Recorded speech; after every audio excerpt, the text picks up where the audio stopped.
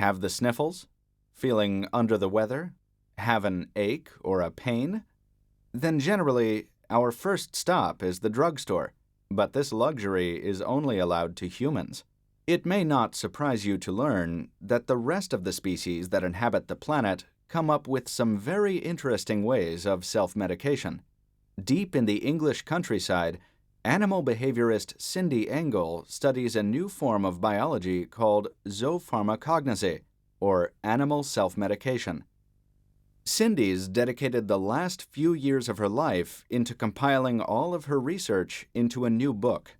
I often have people asking me whether it's just instinct, and the answer is no.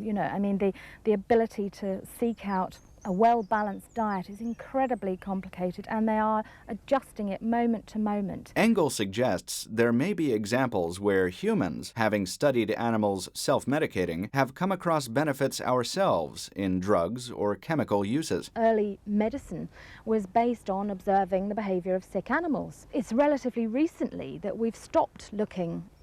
Chimpanzees have already shown 6 or 7 new compounds previously unknown to science, many of which are incredibly important for human medicine. Engel's book has received enormous interest in scientific communities across Europe and North America. She's concentrated on 3 main areas of animal self-medication.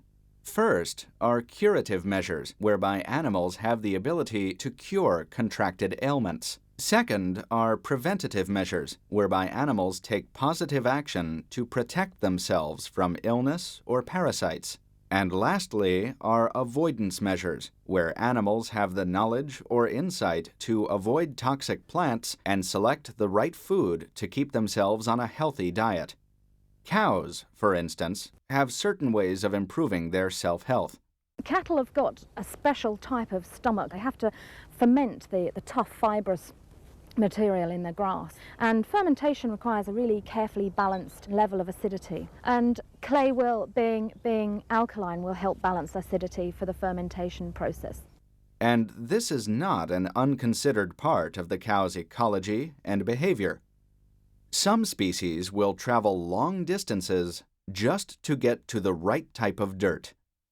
Wildebeest in Africa are probably the best example. They'll migrate to the volcanic ash floor. It contains these essential minerals for lactation. Observing wild animals self-medicating is something that's very rarely seen, but during Engel's research, she came across some groundbreaking video footage. Well, this snow leopard was being treated for a bladder infection.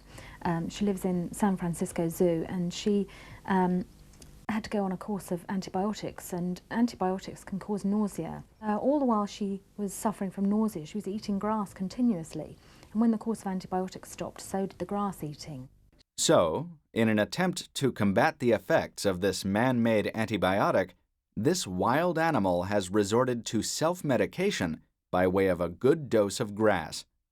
Whether it is buffalo eating mud to combat parasites, or primates using plants to eliminate stomach infections, animal self-medication, or zoopharmacognosy, is an area of biology that's sure to attract much more attention in years to come.